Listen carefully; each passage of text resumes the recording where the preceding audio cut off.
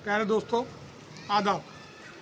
आइए आज फिर हम किसी अहम मौजू पर बात करते हैं, लेकिन बात करने से पहले आप लोगों से फिर वही गुजारिश कि हमारे इस चैनल को सब्सक्राइब ज़रूर कीजिए और इसको ज़्यादा से ज़्यादा शेयर, ज़्यादा से ज़्यादा फॉरवर्ड करते रहिए ताकि हमारे नज़रिया, हमारे ख्यालात ज़्यादा से ज़्यादा लोगों तक पहुंच सके। तो हम बात करते हैं महाराष्ट्र के सियासी मंजरनामे की। महाराष्ट्र में जल्द ही असम्बली के इंतखाबात होंगे।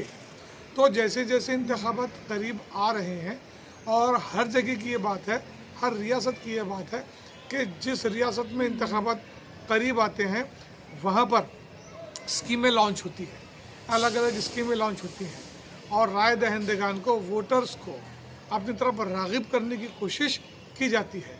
तो ये तमाम ही सियासी पार्टियाँ करती हैं। यहाँ पर भी ऐसा हुआ है और अगर अलग अलग स्कीमें लॉन्च हो रही हैं, की जा रही है, रोज़ाना नए जीआर, दर्जनों जीआर हर डिपार्टमेंट की तरफ से निकाले जा रहे हैं। लेकिन इसके साथ साथ ही यहाँ पर फ़िरका वाराना माहौल को ख़राब करने की कोशिशें भी की जा रही हैं। ये कोशिशें मुनज़्ज़म मालूम होती हैं, बहुत प्लानिंग के साथ मालूम होती हैं।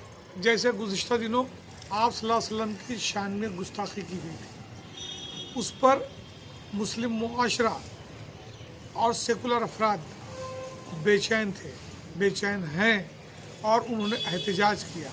उन्होंने पुलिस स्टेशन जाकर शिकायत दर्ज कराने की कोशिश की। शिकायत ना दर्ज की गई तो एहतजाज भी किया गया। और इसी तरह से अब ये बात सामने आई है और ये हुआ है कि एक दूसरे मजहबी चोला पहने शख्स ने फिर गुस्ताखी की और ऐसी गुस्ताखी की कि दिल दुखता है, दिल खून के आंसू रोता है, आँख से आंसू निकल जाते हैं।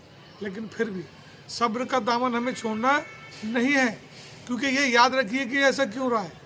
इलेक्शन के आते आते ये सब हो रहा है, याद रखिए। तो इलेक्शन में सियासी फ़ायदा उठाने की कहीं कोई साजिश तो नहीं, कहीं मुसलमानों को इश्तियाल में लाकर, रास्तों पर लाकर फ़िरका वाराना माहौल को ख़राब करके वोटों का फ़ायदा उठाने की कोई साजिश तो नहीं।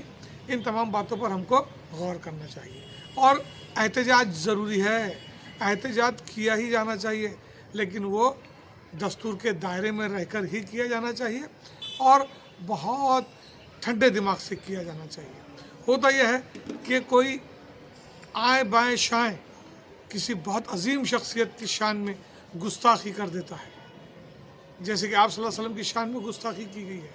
और हमारे नौजवान, हमारे जज्बाती अफराद क्या करते हैं कि उन वीडियोस को आप शेयर करते हैं। अरे भाई, अगर किसी ने आपको गाली दी और वो वीडियो अगर आपने यूट्यूब पर डाला है या फेसबुक पर अपलोड किया है, तो क्या आप अपने खुद पर दी हुई गाली को आगे बढ़ाएंगे, फेसबुक पर डालेंगे, यूट्यूब पर डालेंगे?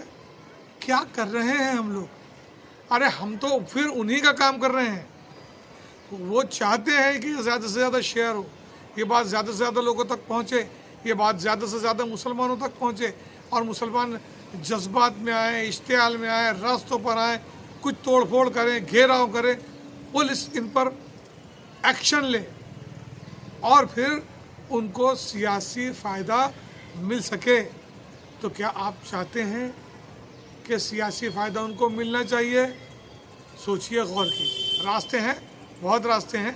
पुलिस स्टेशन में जाइए, शिकायत दर्ज कराइए, शिकायत दर्ज नहीं होती है कोर्ट से रुजू कीजिए, साइबर सेल में जाइए, वहाँ पर शिकायत दर्ज कराएं कि उसको ब्लॉक किया जाए। तो इस तरह से आप अगर ऐसा करेंगे तो एक बहुत मुनज़्ज़म प्लानिंग के तहत हम भी काउंटर कर सकेंगे दस्तूर के दायरे में रहकर। तो प्यारे दोस्तों, आपसे बहुत गुजारिश है, ऐसे वीडियोस को जिसमें इश्तिहाल हो, जिसमें दिल दुखाने वाली बात हो, चाहे किसी भी मज़हब के ताल्लुक़ से हो, चाहे किसी भी मज़हबी रहनुमा के ताल्लुक़ से हो, दिल दुखाने वाली बात हो, इश्तिहाल में लाने वाली बात हो, सड़कों पर लाने वाली बात हो, तो उनको शेयर ना कीजिए। आप तक आए तो आप उसे रोक लीजिए, जिसके ज़रिए आप तक पहुँचा उसको फ़ोन कीजिए, उसको समझाइए कि भाई आपने भेजा है, गलत किया है, लेकिन अब खुदारा किसी को ना भेजिए। तो प्यारे दोस्तों, ये सिलसिला आगे भी जारी रह सकता है। कभी यहाँ से कभी वहाँ से ये तमाम हरकतें हो सकती हैं। ये हरकतें क्यों हो रही हैं, इसको जहन में रखते हुए हमको आगे कदम बढ़ाना चाहिए। तो प्यारे दोस्तों, फिर एक बार गुजारिश, ऐसे वीडियोस को आगे ना बढ़ाएं, शेयर ना कीजिए। शुक्रिया।